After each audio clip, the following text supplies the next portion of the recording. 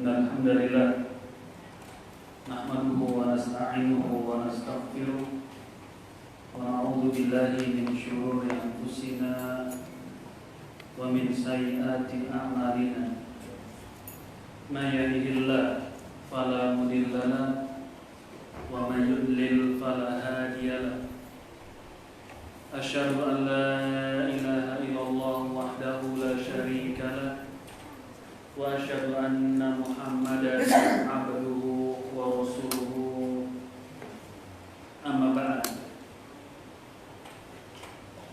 fa inna asdaqal hadithi kitabullah wa khairal hadi hadi Muhammadin sallallahu alaihi wa ala alihi wa sallam wa syarrul umuri muhdatsatuha fa inna kulla muhdatsatin bid'ah wa kulla bid'atin dhalalah wa kulla dhalalatin finnar. Masyaallah muslimin wal muslimat, jamaah salat salat, semoga senantiasa dirahmati oleh Allah Subhanahu wa taala. Pada malam hari ini insyaallah taala kita akan melanjutkan membacakan hadis-hadis yang dibawakan oleh Al-Imam An-Nawawi rahimahullahu ta'ala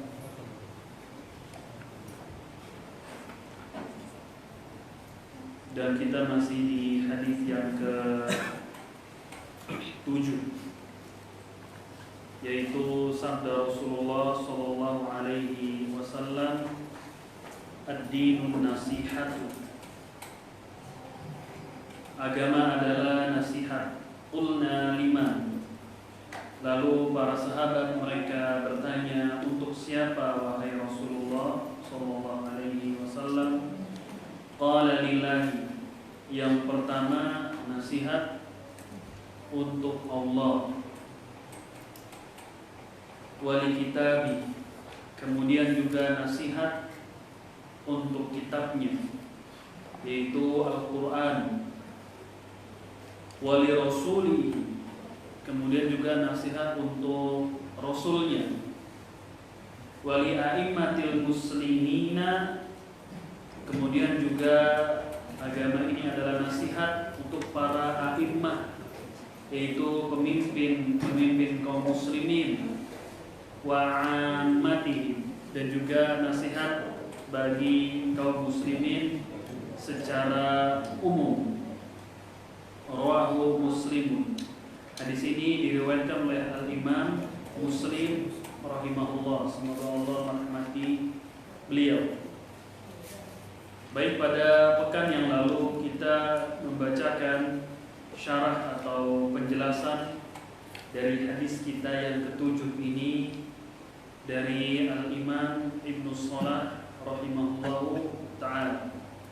Dijelaskan di sana bahwasanya nasihat kepada Allah itu adalah, siapa yang bisa menyebutkan tanpa melihat apa yang dimaksud nasihat untuk Allah? Apa? Mentauhidkan Allah, yang lain melaksanakan perintahnya dan menjauhkan larangannya, itu termasuk nasihat untuk Allah. Ada lagi yang lain? Mensifati dengan sifat-sifat Allah yang mulia dan sempurna. Mensifati Allah Subhanahu wa ta'ala dan sesuai dengan apa yang Allah sifatkan dirinya dalam Al-Quran atau yang Allah sifatkan dari nabinya yang mulia sallallahu alaihi wasallam melalui sabda-sabda beliau yang sahih. Kemudian yang kedua, wali kitabi, sudah kita bacakan sebagiannya, dan juga nasihat ini adalah untuk kitabnya. Apa yang dimaksud nasihat untuk kitab? Yang membaca, yang melihat juga. Apa? Mengimani kitab atau mengimani Al-Quran. Kemudian apalagi yang termasuk nasihat untuk kita? Mentadabburinya, perintah-perintah yang ada dalam Al-Quran. Tadi apa? Memuliakannya. memuliakan Al-Quran dengan cara mempelajarinya, membacanya dengan baik dan benar. Baik, kita lanjut di sini keterangan dari Al-Imam Ibnu Shalah. Ya, pada pertemuan yang lalu kita berhenti di nasihat untuk kitab. Masih di nasihat untuk kitab pada pertemuan yang lalu beliau mengatakan wa tadabburi ayatihi wa tadabburu ayatihi wa du'a'u ilaihi. Termasuk nasihat untuk kitab dijelaskan di sini adalah mentadabburi ayat-ayat Al-Qur'an wa du'a'u ilaihi, kemudian juga mendakwahkan tentang Al-Quran. Wadzabu tahrifil ghalin wa ta'nul mulhidin anhu. Termasuk nasihat untuk kitab juga adalah yakni membela penyimpangan orang-orang yang melampaui batas tahrif. Ini termasuk nasihat kepada Al-Quran adalah yakni membersihkan atau membela, yaitu penyimpangan yang dilakukan oleh orang-orang yang melampaui batas tahrif, perubahan. Wa ta'nil mulhidin anhu, dan juga termasuk pembelaan terhadap Al-Quran adalah membela Al-Quran dari orang-orang yang mulhid, yang berpaling dari Al-Quran, atau orang-orang yang menghinakan Al-Quranul Karim. Wan nasihatu li Rasulih sallallahu alaihi wasallam qaribun min dzalik. Kemudian beliau menjelaskan di sini, siapa beliau di sini? Al-Imam Ibnu Shalah. Apa beliau menjelaskan tentang nasihat kepada Rasul? Ini masuk bentuk nasihat kepada Rasulnya. Karena agama tadi adalah nasihat untuk Allah, kemudian untuk kitab-kitabnya, dan yang ketiga di sini kepada Rasulnya. Al-imanu bihi wa bima ja'a bihi wa tawqiruhu wa tabjiluhu wa tamassuku bi ta'atihi wa ihya'u sunnatihi wastisharatu kada wa fima naqalahu anhu Ibnu Rajab istitharatan ulumihi wa nashrihi mu'adah man adahu wa adaha wa maulatu man wallahu wa wallaha wa takhalluqu bi akhlaqihi wa ta'addubu bi adabihi wa mahabbatu alihi wa sahabatihi wa nahwu dzalik. Kemudian yang dimaksud nasihat untuk Rasul adalah, baca terjemahnya, Muhajir.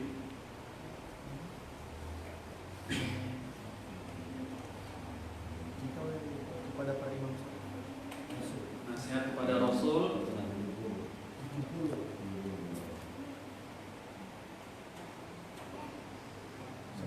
mirip dengan yang tadi, yaitu mengimaninya beserta apa yang beliau bawa, memuliakannya, berpegang teguh kepada ketaatan kepadanya, menghidupkan sunnahnya, mempelajari ilmu-ilmu yang dikandung sunnah beliau dan menyebarkannya. Ya, cukup sampai di situ. Yang dimaksud beriman kepada Rasul di sini adalah pertama mengimani beliau sallallahu alaihi wasallam, beriman kepada Nabi yang mulia sallallahu alaihi wasallam dengan sebenar-benar keimanan.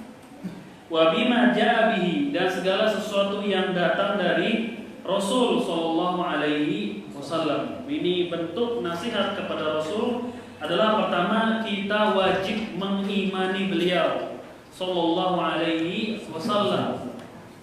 Kemudian membenarkan segala sesuatu yang datang dari Rasulullah sallallahu alaihi wasallam. Jadi maksudnya membenarkan segala sesuatu, enggak boleh kita menentang yang datang dari beliau, dikatakan tidak sesuai dengan akal sehat misalkan. Jadi harus diterima. Ya, segala sesuatu yang datang dari beliau harus kita terima, nggak boleh ditentang dengan akal sehat. dengan perasaan kita, dengan lingkungan yang ada, nggak boleh. Jadi harus diterima, mengimani beliau Shallallahu Alaihi Wasallam dan menerima segala sesuatu yang datang dari beliau semuanya tanpa memilih-milih dan tanpa yakni membantah sama sekali. Sudah sami'na wa ta'na, kami mendengar dan kami taati. Apa yang beliau sabdakan, apa yang beliau sampaikan wajib kita terima, tidak boleh ditolak. Ya, apalagi dibantah karena tidak sesuai dengan adat istiadat kaum yang berjalan atau tidak sesuai dengan akal. Ada nggak sunnah yang sahih itu yang nggak sesuai dengan akal? Ada nggak? Nggak ada. Tidak akan ada, yakni hadis beliau Shallallahu Alaihi Wasallam yang bertentangan dengan akal sehat, nggak ada. Selama hadis tersebut adalah hadis yang sahih, yang valid, betul datang. Pertama, Al-Quran tidak akan pernah bertentangan dengan hadis-hadis yang sahih. Pertama, Al-Quran tidak akan pernah selamanya bertentangan dengan hadis-hadis yang sahih, nggak akan pernah.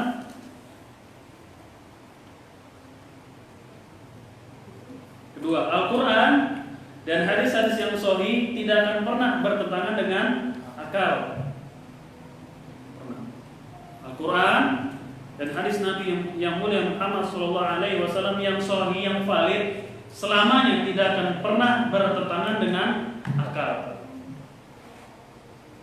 Jadi nggak ada pertentangan di dalam wahyu itu, nggak ada. Baik Al-Quran dengan sunnah yang sahih, nggak ada pertentangan.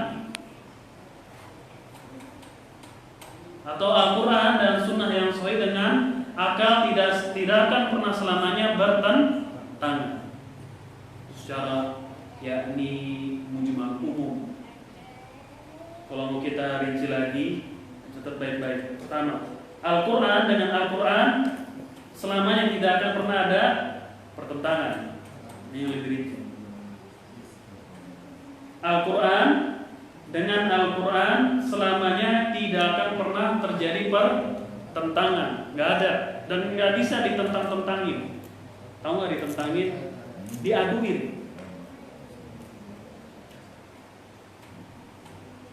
Ini yang perincian. Pertama, Al-Quran selamanya tidak akan pernah bertentangan dengan ayat Al-Quran yang lain. Nggak ada. Makanya Allah katakan, afala yatadabbaruna al-Quran. Tidakkah mereka mau mentadaburi Al-Quran? Kalau sekiranya Al-Quran itu datang dari selain Allah, lawajadu fihi ikhtilafan katsira. Sungguh mereka akan mendapati pertentangan yang sangat banyak sekali. Di surah An-Nisa Allah katakan, afala yatadabbaruna al-Quran. Tidakkah mereka manusia ingin mentadaburi Al-Quran? Walau kana min indi ghairillahi, kalau sekiranya Al-Quran itu datang, diturunkan dari selain Allah, kalau sekiranya Al-Quran itu datang dari selain Allah, lawajadu fihi ikhtilafan katsira. Sungguh mereka manusia akan mendapatkan pertentangan di dalam ayat Al-Quran. Tapi karena Al-Quran datangnya dari sisi Allah, tidak ditemukan di dalamnya pertentangan. Kalau sekiranya Al-Quran itu kata Allah datangnya dari selain siapa? Allah, pasti dia akan menemui pertentangan yang sangat banyak. Lihat peraturan-peraturan manusia, ada kalanya bertentangan satu dengan yang lainnya. Injil yang sudah dirubah oleh yakni tokoh dengan yang sudah dirubah oleh pendeta-pendeta mereka dari zaman dahulu, terjadi dalamnya pertentangan yang saling bertentangan. Kalau baca tentang psikolog dan lain-lain, banyak dibuktikan adanya pertentangan di dalam kitab-kitab yang sudah terjadi perubahan. Kalau Al-Quran enggak. Al-Quran dengan Al-Quran selamanya tidak akan pernah bertentangan. Dua, Al-Quran selamanya tidak akan pernah bertentangan dengan hadis yang sahih. Selamanya. Kedua, ini perinciannya. Tadi yang tulis pertama itu hanya secara garis besar. Yang kedua, Al-Quran tidak akan pernah selama-lamanya bertentangan dengan hadis yang sahih, ya, dengan syarat sahih, valid, betul. Karena kalau hadis yang lemah, yang palsu, ya iya. Karena itu juga tidak dianggap. Ketiga, hadis-hadis yang sahih selama-lamanya tidak akan pernah bertentangan dengan hadis yang sahih juga. Enggak. Hadis-hadis yang sahih enggak akan bertentangan dengan hadis yang sahih yang lainnya, enggak. Kalau terjadi pertentangan itu karena dangkalnya atau minimnya pemahaman kita atau ilmu kita.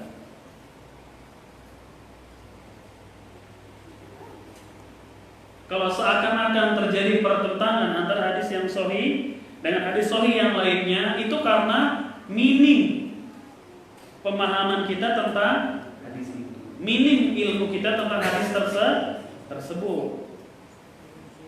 Karena ada kalanya hadis yang sahih dengan hadis yang sahih yang lain seakan-akan bertentangan. Itu karena minimnya ilmu kita. Karena bisa jadi hadis yang sahih yang satu, yang A, itu sudah dimansuh hukumnya, sudah diangkat hukumnya. Yang berlaku yang baru sahih juga. Karena kita nggak tahu, seakan-akan bertentangan. Kalau dua-duanya sahih misalkan, dan dua-duanya masih berlaku, seakan-akan terjadi pertentangan karena minimnya ilmu kita. Nanti bisa dijamak, dipadukan, karena nggak akan selama-lamanya hadis yang sahih bertentangan dengan hadis sahih yang lain. Kenapa? Karena bersumber dari satu, dari Allah, disabda, diwahyukan kepada Nabi yang mulia Muhammad SAW. Ketiga, Al-Quran dan hadis yang sahih selama-lamanya tidak akan pernah bertentangan dengan akal yang sehat.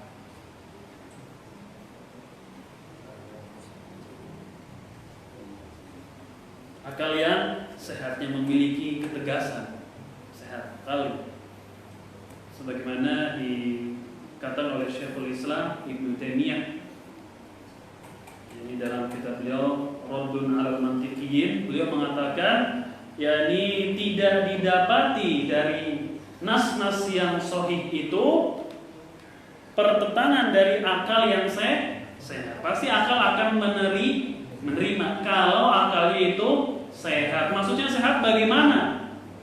Nah, sehat bagaimana maksudnya?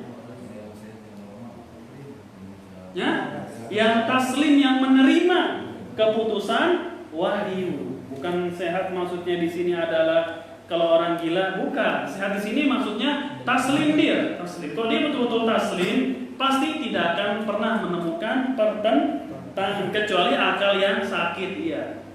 Wah, ayat ini bertentangan dengan ayat yang ini. Nah, kemudian hadis ini bertentangan dengan hadis yang ini, atau hadis sahih ini bertentangan dengan ayat yang ini. Nah, ini baru akalnya yang sakit, nggak taslim. Kenapa? Karena para sahabat saja menerima itu. Mereka tidak mendapati yakni pertentangan. Para ulama mereka menerima, akalnya berarti sehat, memiliki ketegasan. Nah, orang-orang yang belakangan mungkin karena akalnya sakit, terkena syubhat kerancuan, mereka beranggapan bahwasanya ayat ini bertentangan dengan ayat yang lain. Nah, ini biasa dilakukan oleh orang-orang zindik, yaitu orang-orang yang pura-pura masuk ke dalam agama Islam untuk merusak Islam dari dalam. Orang-orang zindik, orang-orang yang pura-pura masuk ke dalam agama Islam untuk merusak Islam dari dalam. Ya, mereka mempertentangkan satu ayat dengan ayat yang lain, hadis sahih dengan hadis sahih yang beriman kepada Nabi yang mulia SAW, kemudian membenarkan segala sesuatu yang datang dari beliau, wa tauqiruhu, dan yakni memuliakan beliau. Ini masuk nasihat kepada Rasul, yaitu memuliakan beliau, ya, menolong beliau, wa tamassuk bi ta'atihi, kemudian berpegang teguh dengan ketaatan kepada Rasul sallallahu alaihi wasallam. Wa ihya'u sunnatihi, kemudian termasuk nasihat kepada Rasul adalah menghidupkan sunnahnya, yaitu dengan kita menghidupkan sunnah beliau sallallahu alaihi wasallam, termasuk nasihat kita kepada Rasul, itu menghidupkan ajaran-ajaran beliau sallallahu alaihi wasallam yang sudah mulai terlupakan atau yang sudah mulai hilang sedikit demi sedikit, kita hidupkan kembali. Itu sunnah Nabi yang mulia sallallahu alaihi wasallam. Sunnah di sini adalah ini perkataan beliau, perbuatan beliau, persetujuan beliau, dan segala sesuatu yang datang dari Nabi yang mulia sallallahu alaihi wasallam itu sunnah beliau sallallahu alaihi wasallam. Seluruh perjalanan Nabi yang mulia sallallahu alaihi wasallam dihidupkan. Apabila sudah mulai hilang, apa contohnya sunnah yang sudah mulai hilang? Memelihara janggut. Nah, ini termasuk sunnah beliau. Sunnah di sini bukan sunnah dalam ilmu fikih, bukan. Ya, sunnah di sini bukan dalam ilmu fikih. Kalau sunnah dalam ilmu fikih diamalin enggak apa-apa, enggak juga diamalin dapat pahala, enggak juga tidak. Bukan. Tapi janggut di sini adalah hukumnya wajib. Maksudnya sunnah adalah ini ajaran Nabi yang mulia sallallahu alaihi wasallam. Apalagi sunnah yang mulai dilupakan, kita menghidupkannya ini. Memakai celana di atas mata kaki, ini sudah mulai dilupakan memang. Sebagian. Apalagi sunnah sholat intizar di hari Jumat, menunggu imam sampai naik ke atas mimbar. Jadi kita masuk masjid ketika hari Jumat, kita sholat 2 rakaat terus, 2 rakaat salam, 2 rakaat salam, 2 rakaat salam, 2 rakaat salam, 2 rakaat salam sampai imam naik ke mimbar. Assalamualaikum warahmatullahi wabarakatuh. Nah, baru selesai sholat. Ini namanya sholat intizar. Ini sholat menunggu imam sampai naik ke atas mimbar. Ini yang sudah mulai terlupakan. Nah, kalau yang lain ini sunnah yang sudah mulai terlupakan. Siapa yang baru tahu? Coba acungin tanganmu. Yang baru tahu sholat intizar menunggu, yakni ya, namanya sholat intizar itu sholat menunggu imam sampai naik ke mimbar. Ini jarang sekali dihidupkan. Di antara yang di abad ini yang rajin menghidupkannya di antara para ulama adalah Syekh Muhammad Nasiruddin Al-Albani. Beliau selalu sholat intizar ketika hari Jumat. Apalagi sujud sajdah, Qobliyah maghrib, ini kurang. Apalagi mandi bersama suami dengan istrinya, ini juga sunnah yang sudah mulai terlupakan. Bersiwak ketika ingin sholat atau wudu. Nah, ini juga kita harusnya giat. Jangan bersiwak sebelum sholat, ini dikuasai oleh orang-orang yang menyimpang. Tapi kita harus, nasihat buat saya dan antum semuanya. Nggak ada tukang siwak di sini kan? Kalau ada senang benar itu. Bagus Ustaz, sering-sering gitu Ustaz. Yaitu yakni bersiwak ketika akan wudu atau sholat. Ini sunnah yang sudah mulai terlupakan. Jangan sampai sunnah ini yakni digiatkan oleh orang-orang yang Tidak hanya manhaj yang menyimpang padahal, tapi kita harusnya saf terdepan dalam mengamalkan hal yang demikian. Seperti tadi mandi, suami dengan istri mandi bareng. Nah, ini bagi yang sudah menikah, kalau yang belum menikah nggak boleh. Apalagi sunnah yang mulai terlupakan yang harus kita hidupkan. Sholat memakai sendal. Sendal di sini adalah namanya khuf, ya, yaitu ya biasa sesuatu yang menutupi dari kaki sampai mata kaki.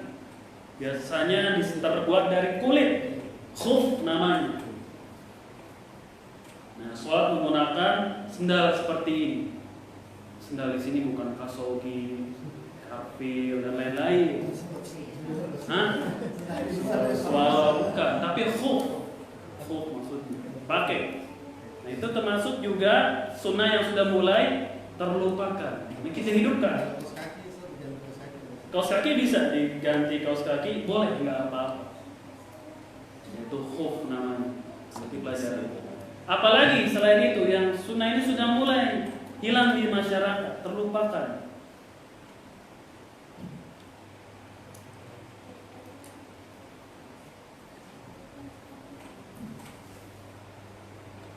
Apa contohnya?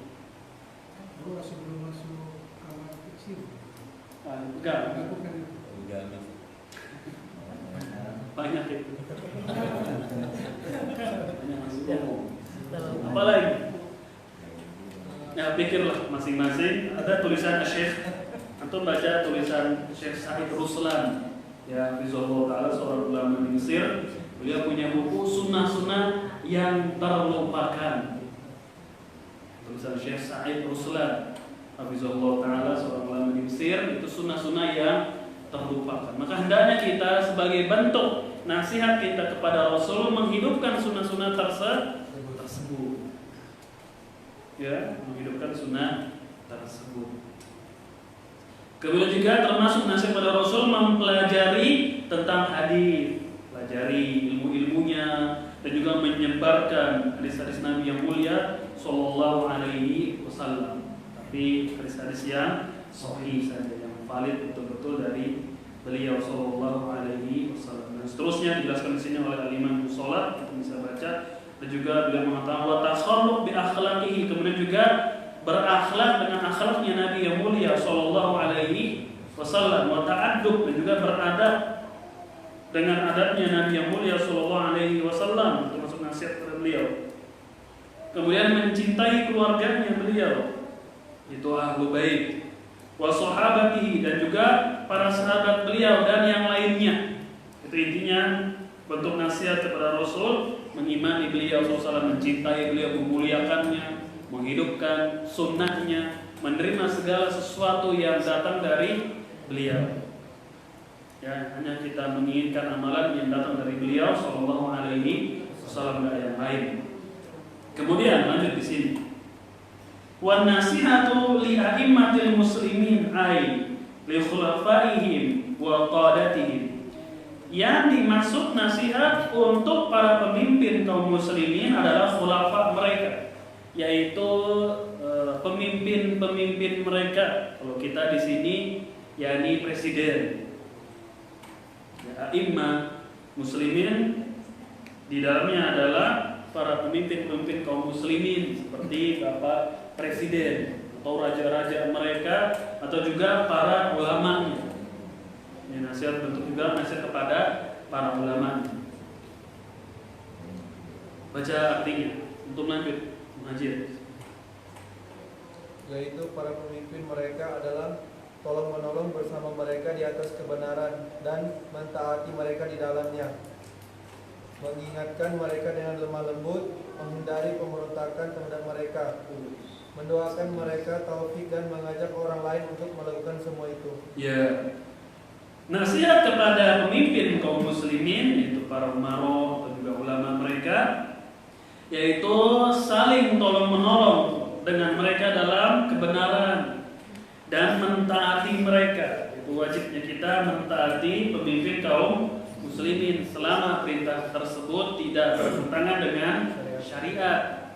Ketika perintah pemimpin bertentangan dengan syariat, maka kita tidak boleh mentaatinya.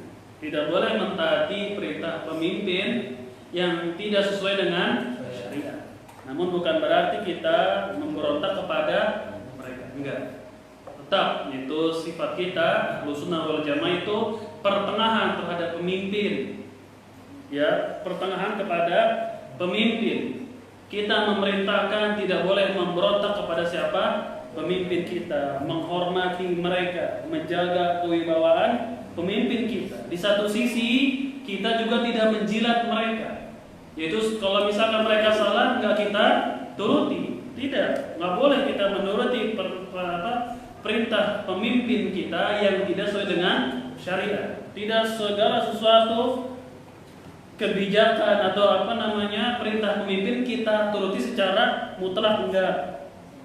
Di satu sisi kita melarang dari memberontak kepada mereka, mencaci maki mereka, kemudian merendahkan wibawa mereka, nggak boleh.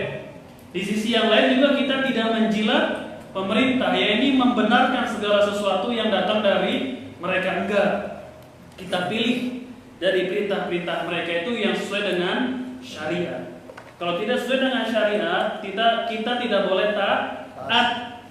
Namun bukan berarti berontak kepada mereka, enggak. Tidak ada pembahasan khusus tentang konsep kita dalam mentaati pemerintah kaum muslimin. Ya, yang ini merupakan juga sebagai jurang pemisah antara dakwah salaf dengan dakwah-dakwah yang lain, yaitu ketika mensikapi pemimpin kaum muslimin. Kita wajib sabar. Mau bagaimanapun pemimpin kita, selama masih muslim kita harus sabar. Tahan lisan kita, perbuatan kita dari mencela mereka dan memberontak kepada mereka. Tangan kita jangan menulis sesuatu yang bisa merendahkan. Boleh status-status di media sosial, jangan yang mengarah kepada pemberontakan terhadap pemimpin atau yakni menyindir kebijakan mereka. Menyindir kebijakan mereka, pemimpin ini ngangkutin pajak sana sini, harusnya diterapkan dalam syariat Islam.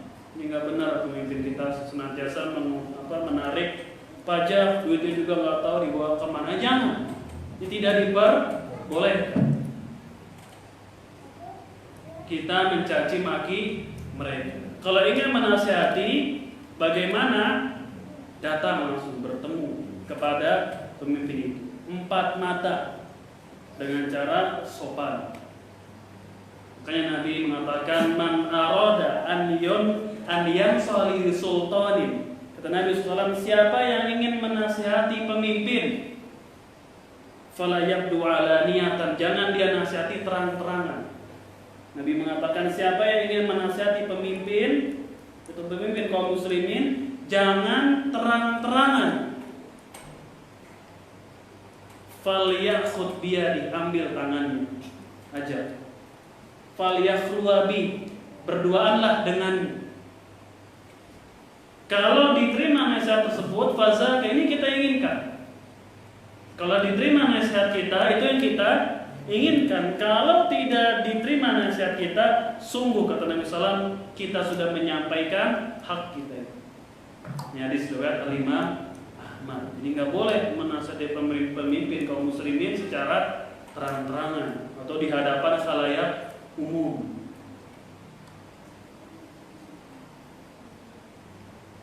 Tidak boleh secara terang-terangan dan di hadapan khalayak umum. Dan wajib kita menjaga lisan kita, perbuatan kita, serta tangan kita dari mencela mereka. Nggak boleh.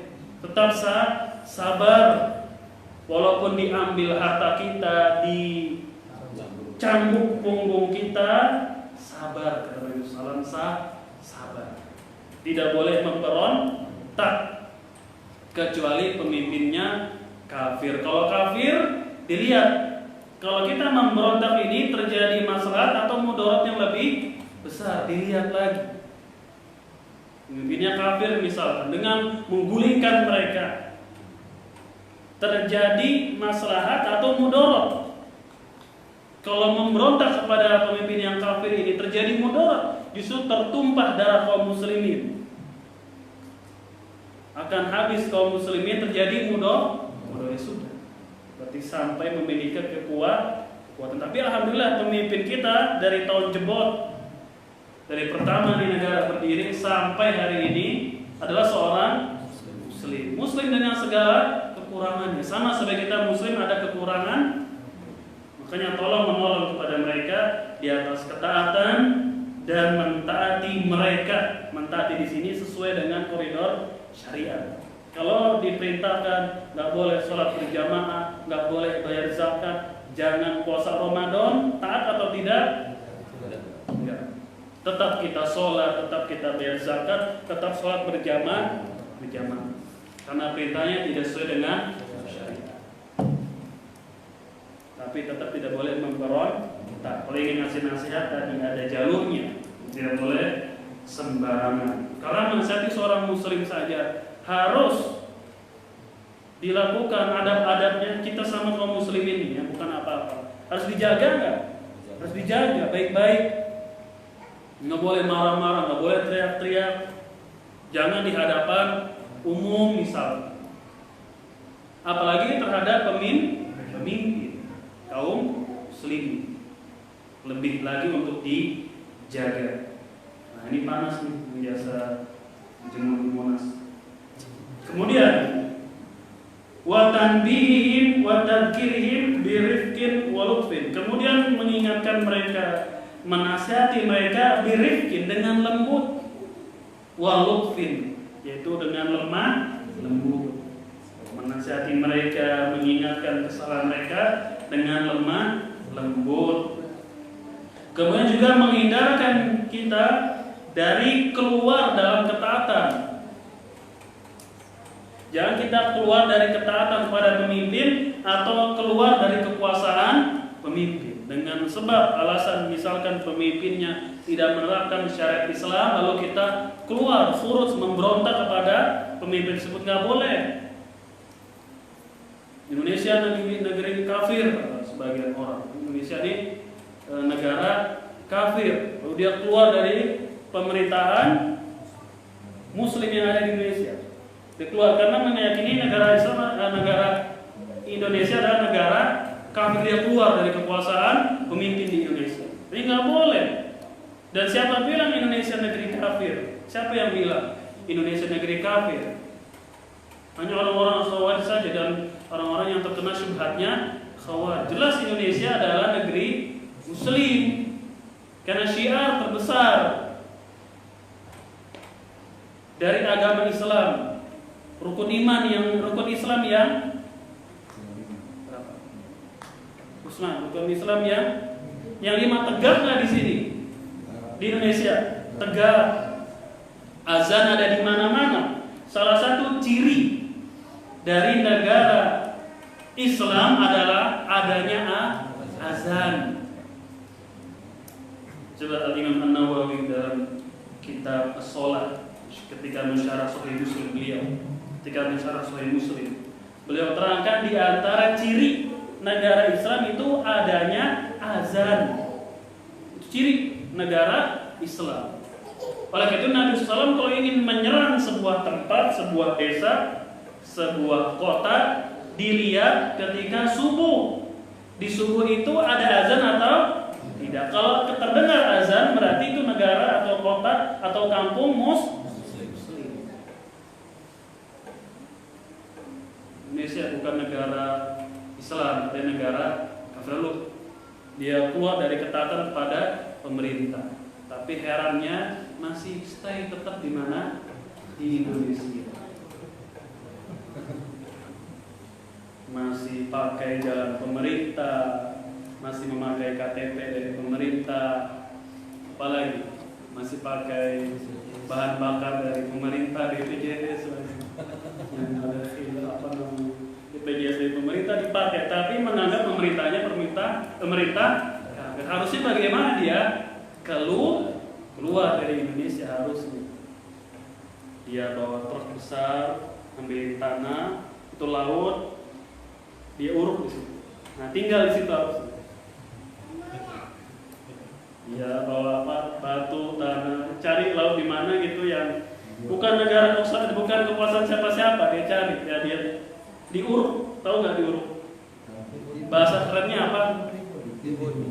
Ditimbun. Apa? Reklamasi. Harusnya begitu, dia nyari tempat lain, cari tempat kosong, dia timbun itu. Nah, bikin situ negara, bikin di situ negara Islam menurut dia. Tapi kan enggak, mereka tetap berada di Indonesia. Tapi ternyata negara kafir. Di Indonesia negara kafir, Indonesia negara Islam. Memang pemerintah kita tidak semuanya diterapkan di negeri ini. Enggak semuanya syariat Islam itu diterapkan, tapi bukan berarti negara ini negara kafir atau tidak ada syariat Islam di sini. Ada syariat Islam di Indonesia, ada sholat bebas. Kemarin kita motong sapi, motong kambing, bebas tidak? Bebas, itu syiar Islam. Azan ada di mana-mana tempat azan, nggak ada yang larang azan. Jadi kan ciri sebagai negara Islam. Bahkan azan yang bid'ah justru banyak juga nggak dilarang. Azan itu dari yang sesuai dengan syariat sampai yang bid'ah banyak di Indonesia, betul nggak? Nggak dilarang. Meninggal dunia, ketika ingin dikuburkan, azan, itu bid'ah kan? Ada orang yang berangkat mau naik haji dari rumahnya, walimah haji diazanin. Bayi ketika lahir diazankan. Karena azan-azan tidak sesuai dengan syariat. Tapi ada nggak di Indonesia? Nggak dilarang. Zakat di Indonesia ada tidak? Ada. Puasa, hilal, siapa yang menentukan hilal? Pemerintah, mereka mengirimkan pasukan atau tim khusus untuk melihat hilal masuknya Ramadan dengan hilal berakhirnya Ramadan dan awal Syawal. Siapa itu yang mengelola? Pemerintah. Kok dikatakan negara Islam? Indonesia bukan negara Islam? Bagaimana? Soal berjamaah di mana-mana tegak. Teriak-teriak negara kafir tapi masih tinggal di Indonesia. Ngontrak lagi tinggal. Aduh, kesian. Ngontrak lagi tinggal. Sewa di situ.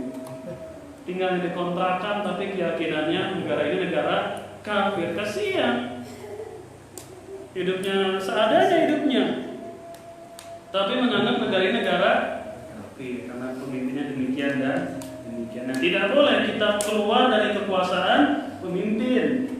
Wa du'a lahum bitaufik, termasuk nasihat untuk para pemimpin kita mendoakan mereka dengan taufik. Dengan taufik. Apa itu taufik?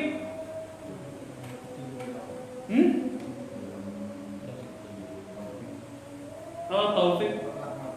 Petunjuk dari Allah untuk mengamalkan yang disampaikan yang ada dalam Al-Quran. Itu dia taufik. Taufik itu kalau analoginya seperti baterai pendorong yang akan mengamalkan syariat ini. Karena ada wabillahi taufik wal hidayah gitu kan. Hanya bagi Allah lah taufik dan hidayah. Kalau hidayah itu adalah apa hidayah? Petunjuk seperti Al-Quran, As-Sunnah itu hidayah, tunjuk bagi manusia. Nah, tunjuk bagi manusia. Al-Quran, sabda Nabi SAW. Kemudian yang untuk bisa mengamalkannya adalah taufik dari Allah. Kita butuh taufik untuk mengamalkan hidayah tersebut. Tahu sholat berjamaah itu wajib, tahu ini hidayah. Kita tahu sholat berjamaah adalah wajib, petunjuk ini tahu. Wanita wajib mereka memakai jilbab. Itu kan hidayah, petunjuk, tahu. Tapi butuh taufik untuk mengamalkannya, butuh taufik dari siapa? Dari Allah Subhanahu wa ta'ala. Itu hidayah begitu tadi. Ya kan? Untuk mengamalkannya butuh taufik dari siapa? Dari Allah Subhanahu wa ta'ala. Didoakan mereka para pemimpin dengan taufik kepada Allah dari siapa? Dari Allah. Wan nasihatu li ammatil muslimin, kemudian nasihat untuk seluruh kaum muslimin. Baca lagi untuk muhajir. Dan nasihat bagi seluruh kaum muslimin yaitu selain para pemimpin adalah membimbing mereka menuju maslahat mereka, mengajari mereka ajaran agama dan dunia, menutupi aib mereka, menutupi kekurangan mereka, menolong mereka atas musuh mereka, membela mereka, tidak menipu dan menyakiti mereka, mencintai untuk mereka apa yang dicintai untuk diri sendiri, membenci untuk mereka apa yang dibenci untuk diri sendiri dan sejenisnya. Iya, nasihat kepada kaum muslimin secara umum. Apa itu maksudnya? Di sini adalah selain para pemimpin, yaitu kaum muslimin secara umum, kita irsyaduhum ila masalihim, menunjuki mereka, membimbing mereka kepada hal-hal yang bermanfaat bagi mereka, ajak mereka kepada hal-hal yang bermanfaat bagi mereka. Kasih tahu. Wa ta'limuhum umur dinihim, kemudian mengajarkan kepada mereka urusan-urusan agama mereka.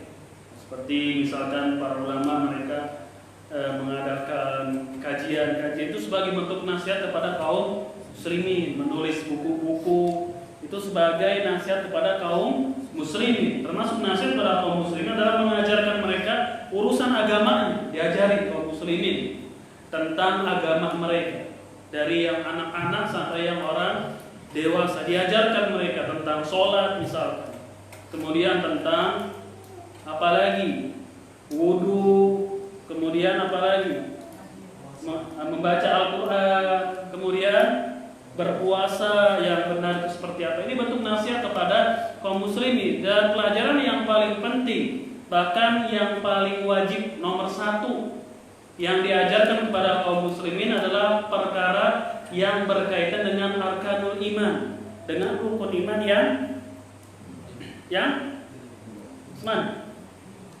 5 atau yang 7 rukun iman. Masa 5 rukun iman? Hah? Rukun iman ada berapa, Usman? Ada 6 atau 5? Coba. Sekarang iman 6 atau 5? Coba sebut 5,5. 6 atau 5, Usman? 6. Ya, nggak apa-apa kan begini kita. Ya, senang, ini majelis laki-laki soalnya. Pertama, iman kepada Allah. 2, iman kepada Rasul. 3, iman kepada kitab. Ya, ayo anak universitas Islam harus tahu sebagai mahasiswanya. Nanti orang tanya yang awamnya bagaimana kalau yang mahasiswanya nggak tahu. 3 tadi, Allah, Rasul, kitab. Usman. 4 apa 4? Nah, ini harus diajarkan berarti. Rukun iman yang 6 ini termasuk abdiyah yang awal harus diajarkan kepada kaum muslimin. Bagaimana beriman kepada Allah itu seperti apa? Apa yang dimaksud beriman kepada Allah? Bagaimana? Harus diajarkan kepada kaum muslimin, diajari mereka terus diulang-ulang 1000, 2000, 3000 kali terus sampai mereka betul-betul memahami bagaimana konsep beriman kepada Allah sesuai dengan konsep yang dijelaskan oleh para ulama di dalam kitab-kitab mereka. Harus tahu, baik anak-anak atau orang dewasanya terlebih. Tapi kalau anak-anak ya nggak jelasin seperti ini, nggak dalilnya gini-gini, jangan anak kecil. Berbeda, ada dunia mereka dengan bahasa mereka, dengan sesederhana mungkin. Jangan anak rububiyah, uluhiyah, asma wa sifat. Dia nggak ngerti. Rububiyah ini Ustaz, gimana rububiyah? Ngerti? Itu kartun apa Ustaz? Kartun apa rububiyah? Jangan, anak-anak sesuai dengan bahasa bahasa mereka. Oleh karena itu, ini perhatian buat kita, anak-anak itu yang mengajar juga harus ahli ilmu, nggak boleh asal-asalan. Harus orang-orang yang kompeten.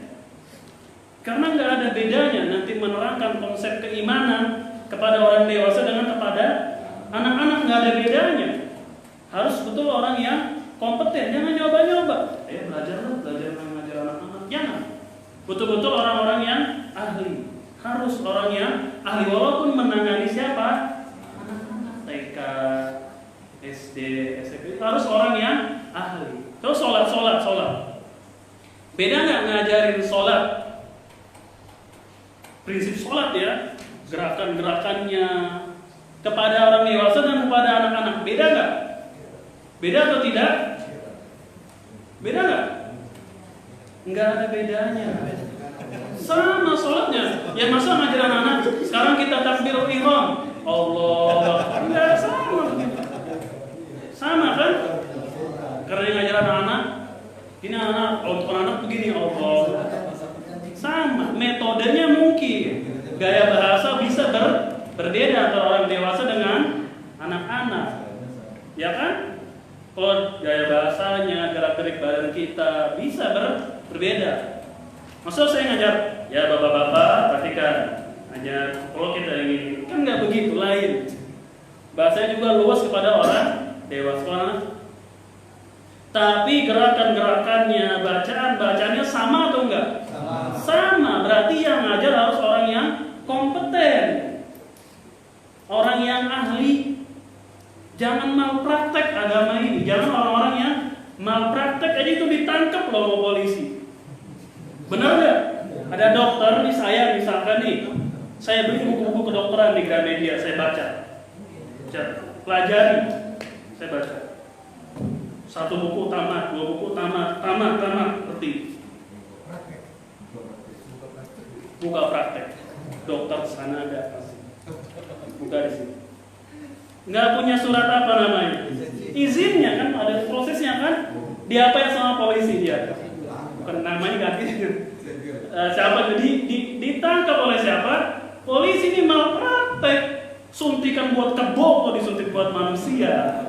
Salah, akhirnya terjadi kerusakan kepada masyarakat. Malpraktek nggak boleh, iya kan? Itu saya baca buku kedokteran, beli tamat, tebal-tebal itu bukunya, tamat belajar, pakai jas dokter kan, pakai baju putih gitu yang tangan panjang kok spesialis. Buka seminar para dokter di sini. Saya ngomong tentang ilmu kedokteran. Berapa lama saya diketahui kebohongan sama mereka? Semenit, 2 menit, 3 menit? Enggak, ini enggak benar dokter palsu ini. Karena kan setiap ilmu memiliki bahasa dan istilah masing-masing. Benar enggak? Kalau di agama misalkan ada hadis hasan, apa itu hasan? Ini kan punya istilah masing-masing dalam setiap cabang ilmu. Rububiyah, kedokteran enggak tahu rububiyah. Benar, enggak tahu mereka. Kalau sekedar baca aja tahu, tapi kan enggak ada dalam ilmu mereka. Tauhid asma wa sifat nggak ada, obatnya STM asma wa sifat nggak ada. Saya bicara misalnya di hadapan dokter, pasti dokter itu akan bagaimana? Palsu ini, nggak benar ini bukan dokter. Sama dalam agama juga seperti itu. Harus orang yang kompeten walaupun anak-anak yang diajarin. Jangan nyoba-nyoba, sudah cobalah belajar. Kalau tidak kompeten tidak diperbolehkan, karena yang diajarkan masalah agama. Dan yang menilai orang itu ahli ilmu atau enggak siapa? Ya? Orang yang berilmu juga. Seorang dokter bisa nilai dokter yang lain bagus, direkomendasi sama dia. Karena yang merekomendasi adalah siapa? Dokter. Satu keahlian, bagus dia. Montir. Yang bisa nilai dia montir yang ahli handal siapa? Montir juga. Bukan kita, bagus tuh montir. Iya, kita mah nggak tahu apa-apa. Padahal olinya diganti dengan air putih, kita nggak tahu. Ini oli bagus nih Pak. Bagus ini, coba cium. Kuah-kuah yang ini bagus ini. Masukin. Kita nggak ngerti, ya kan? Ganti bannya apa yang bagus? Dia bilang montirnya ban yang ini. Padahal yang jelek kita kan nggak tahu. Tapi kalau montir juga yang menilai, tahu nggak? Tahu. Sekarang ada orang naik mimbar ngajar-ngajar begini, yang nilai dia siapa? Yang diri, dia layak ahli betul. Siapa yang harus menilai? Orang yang berilmu juga, gurunya, ustadznya yang nilai. Boleh di murid saya? Boleh. Gurunya paling tahu tentang muridnya. Boleh muridnya ngajar? Boleh berarti. Tapi kalau yang duduk di sini, tahu nggak kalau dibohongin? Tahu nggak kalau dibohongin? Perang Badar itu, bapak-bapak, ibu-ibu, terjadi di tahun 4 Hijriah. Manggut. Apalagi yang nggak teliti kan sebagai seorang muslim. Kita kalau ingin sholat, baca dulu bismillah. Kenapa?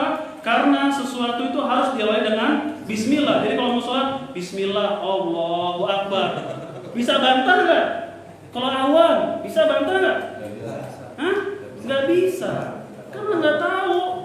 Coba kalau ketemu dengan yang ahlinya, nggak benar baca bismillah ketika ingin sholat. Kenapa? Nabi yang sholat tidak pernah demikian. Nah begitu. Ini termasuk nasihat pada kaum muslimin, mengajarkan mereka tentang agama mereka. Dan yang mengajarkan harus ahli kompeten ya, walaupun anak-anak loh, walaupun anak-anak. Tidak boleh asal-asalan. Jangan nyoba-nyoba. Coba deh saya ngajar anak-anak. Setan juga bisa kamu. Setan kan itu biasanya bisa kamu jago. Akhirnya nanti orang nawarin, Pak, sekali deh coba isi khutbah Jumat. Setan lagi nipu dirinya. Masa sih nggak bisa? Ya diiyain.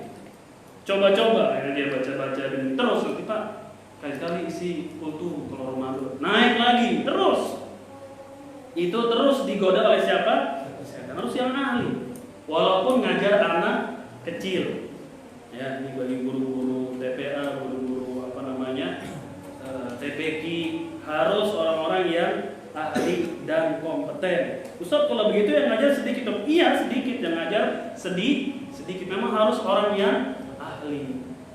Bagaimana kalau dia yang ngajar? Ya belajar dulu, harus belajar dulu bahasa Arab, usul fikih, usul tafsir, kemudian mustalah hadis dan yang lain-lain. Harus dia belajar, baru dia mengajar. Kalau enggak ya sudah kehancuran.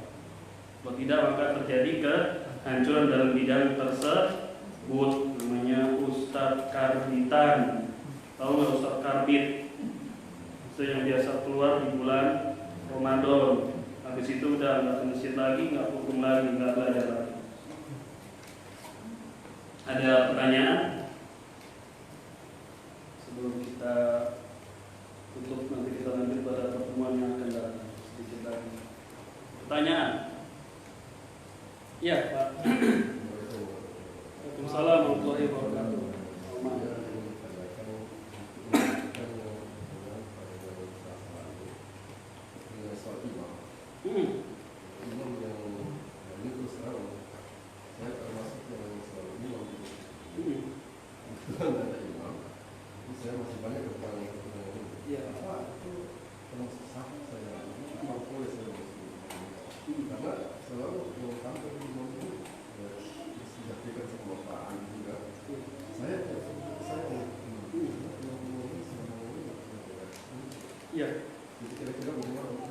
Iya, kalau di masjid kita tidak ada yang mau jadi imam, dan kalau kita merasa mampu, misalkan kita sudah mempelajari sedikit banyaknya dan tidak ada yang lain, kecuali ada orang yang berilmu di situ, baru kita serahkan kepada dia. Makanya pertama dalam memilih imam itu kan kewajiban, yakni kalau di kita di sini BTN, dia harus mengkualifikasi bagaimana imam yang layak. Kalau sudah ditunjuk imam yang layak sesuai dengan persyaratan atau ketentuan syar'i, imam harus standby di situ, jangan tinggal-tinggal. Tapi kalau nggak ada, kalau kita merasa yakni mungkin karena sudah belajar begitu, tidak ada lagi, kalau kita nggak maju, nggak ada lagi imamnya, maka pertama kita harus rajin terus dalam belajar ini, terutama tentang sholat. Kalau keadaannya seperti antum misalnya sebagai imam masjid, yaitu dadakan, karena memang bukan pengumuman tugasnya, karena orang yang mungkin nggak ada, jadi disuruh maju karena sudah syekh ya kan.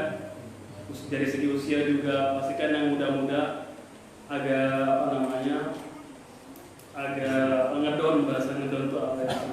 Segan.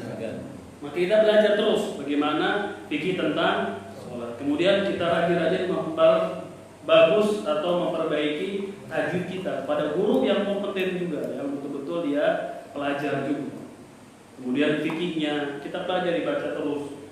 Nanti kita juga bisa konsultasi dengan guru atau ustaz kita bisa. Kalau nggak ada lagi sama sekali, habis kalau kita mundur, gimana keadaannya Pak Oman? Pak Oman nggak mau bisa, nggak ada sudah yang ini maju. Tidak ada ya? Yang lain mungkin lebih rusak bacaannya kah atau tumakninahnya kah? Kalau kita mungkin merasa insya Allah masa agak mampu lah, kalau sudah belajar sedikit banyak, silakan dalam keadaan demikian. Sambil nanti BTM mencari imam yang betul-betul. Harus ini kewajiban BTM mencari imam yang betul-betul bisa stand dari situ dan sesuai dengan karakteristik yang diinginkan oleh syariat. Kalau keadaan demikian, Allah alam masih bisa. Tapi kalau naik mimbar enggak ya Pak ya? Kalau naik mimbar enggak. Kalau khutbah Jumat semuanya enggak boleh. Jangan, Ustaz kalau saya enggak naik, nanti yang disampaikan bid'ah, kerusakan. Kalau bukan saya yang naik, ya kan? Orang-orang yang naik nanti isinya segala macam lah, banyak bid'ahnya dan lain-lain. Jadi saya harus naik. Pertama, apa urusan ente ngurusin orang? Yang suruh kita jaga siapa? Jaga siapa pertama? Diri. Ya ayyuhalladzina amanu qu anfusakum wa ahlikum nar. Kita suruh jaga diri sendiri. Baru siapa? Keluarga. Apa urusan kita? Mikirin khotib. Wah, khotibnya gini. Kalau saya nggak naik, nanti jamaah akan terpengaruh dan yang lainnya. Apa urusan kita ngurusin orang? Yang kedua, kalau memang kita yang naik, apa semua orang itu langsung dapat hidayah? Kalau kita yang naik, misalkan berpemikiran, kalau saya nggak yang naik, nanti kerusakan, isinya gini. Banyak nggak sesuai dengan syariat, dengan sunnah dan lain-lain. Saya harus naik. Lah kalau antum yang naik, apa semua langsung dapat hidayah? Hah? Langsung dapat hidayah nggak? Kagak, sama aja yang tidur. Yang tidur tetap khutbah Jumat. Benar nggak? Yang ketiga, ahli apa enggak? Jangan nyoba-nyoba, jangan sekali-sekali nyoba-nyoba. Sudah ngaji nih, sudah 7 tahun. Saya sudah duduk di majelis taklim sudah berapa tahun? 7 tahun. Wah, sedikit banyak saya tahu lah. 99% saya tahu. Ustaz ini sudah tahu saya. Akhirnya tawarin karena kan biasanya di masjid lihat orang yang rajin sholat berjamaah, jenggotnya panjang, pakai jubah. Dia tahu masyarakat sering ngaji ke majelis taklim. Nanti wah, itu aja tuh. Tawarin Pak, saya sekali berkontribusi dalam masjid. Maksudnya gimana nih Pak? Ya sekali lagi isi khutbah Jumat, belajar. Naik sekali. Nah, kalau begini jangan bilang saya bukan ahli. Saya bukan ahlinya. Ini bukan bidang saya untuk menyampaikan din di hadapan orang banyak. Nanti kerusakannya lebih besar daripada manfaatnya. Benar ketika naik mimbar gemeteran. Dan membaca Al-Quran itu terbata-bata, beda. Di bawah sama di sini itu berbeda. Jangan salah naik mimbar di hadapan orang banyak, bukan ahlinya. Gemeteran. Assalamualaikum warahmatullahi wabarakatuh. Berbeda. Kemudian ketika ini real, Allah saksinya apa yang saya omongin. Saksinya saya melihat bukan ahlinya naik. Cuma ngaji-ngaji biasa begini, naik. Ketika membaca ayat harusnya wa nuslihi masa dia bilang di surat An-Nisa, dia baca surat An-Nisa ayat 115. Ancaman bagi orang yang menentang Rasul. Dia tersalah dalam membaca. Salah kenapa? Karena bukan bidangnya. Dia gemeteran. Wasawat masiro ini. Wasawat masiro atau bukan surat An-Nisa ayat 115. Surat An-Nisa. Ini orang nggak ahli dia. Akhirnya terjadi kekacauan. Pertama gemeteran. Mimbarnya mimbar laki-laki lagi. Tahu nggak mimbar laki-laki? Yang sesuai dengan Islam. Tangga. Bukan begini mimbar, kalau begini orang enak, nggak kelihatan tubuhnya setengah. Kemudian megang buku nggak megang buku nggak kelihatan. Tapi yang pakai tangga, wow, dengkul goyang kelihatan, gemeteran, takutan. Wah, jangan main-main.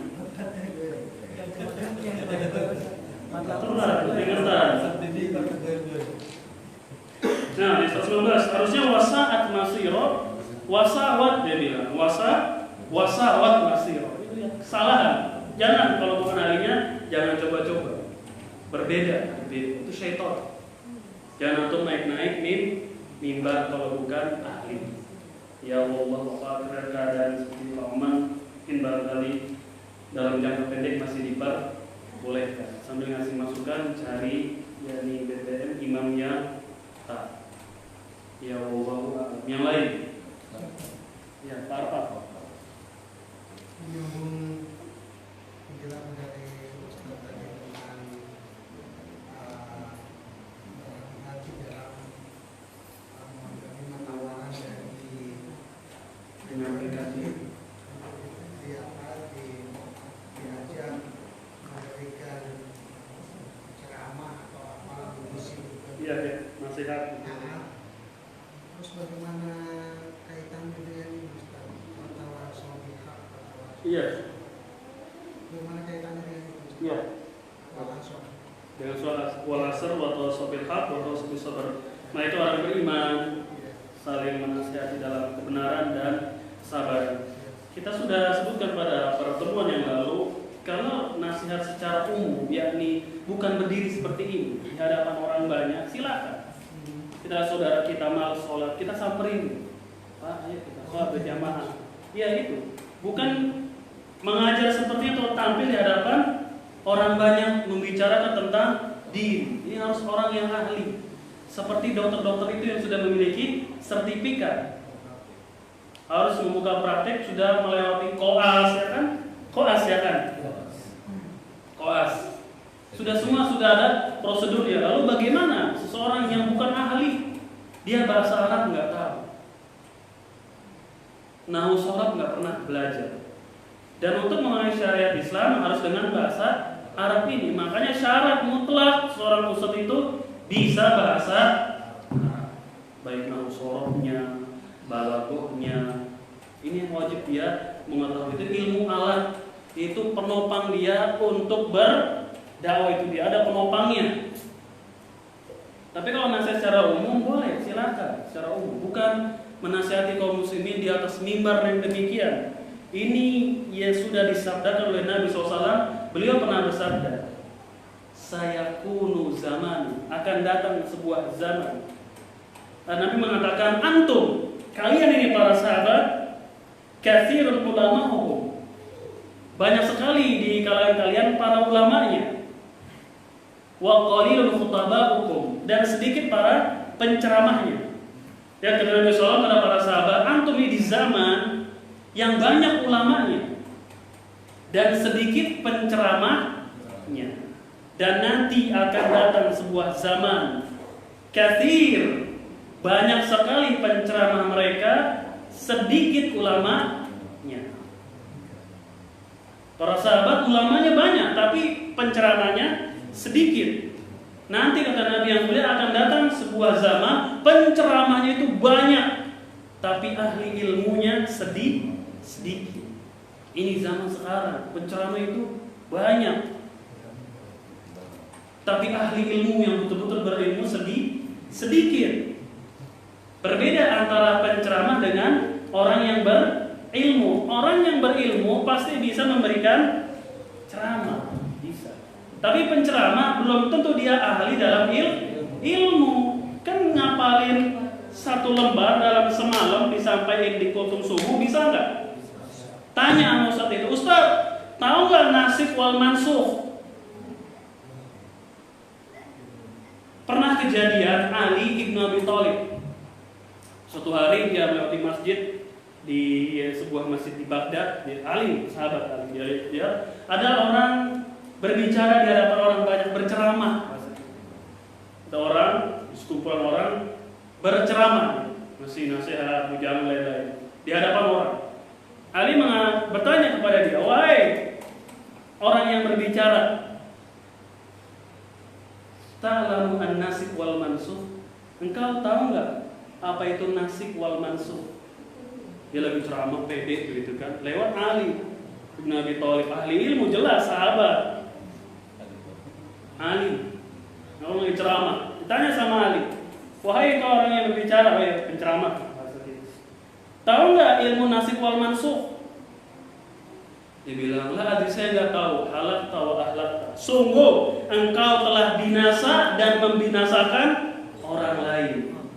Sungguh kata Ali, engkau telah binasa karena berbicara agama tanpa ilmu dan membinasakan orang lain, itu menyesatkan orang. Satu cabang dalam ilmu tafsir namanya an-nasikh wal mansukh. Dia nggak tahu, celaka engkau dan kau mencelakakan orang lain. Itu ya, ini dibedakan antara berbicara di hadapan orang banyak dengan nasihat person per person ini boleh aja.